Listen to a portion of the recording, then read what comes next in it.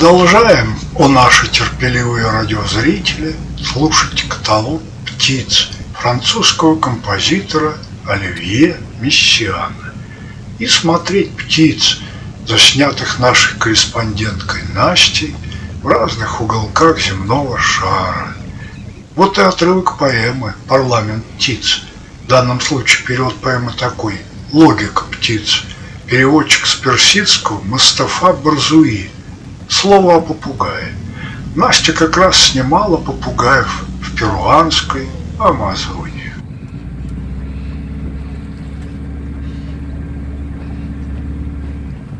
Попугай прилетел с полным сахара клювом в наряде фисташкового цвета с золотым жабо.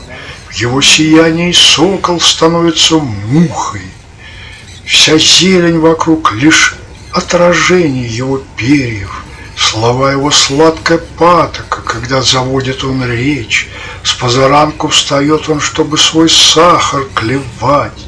«Жесткосердные подлецы, — сказал попугай, — такого, как я, заточают в железную клетку.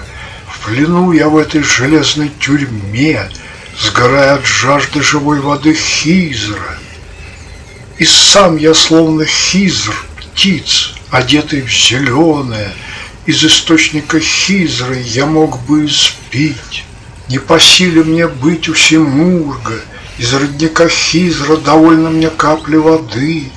Бросаюсь я в путь подобно безумному, прохожу повсюду подобно бродяге. Но когда на следы живой воды нападу, мне, живущему в рабстве, достанется царство».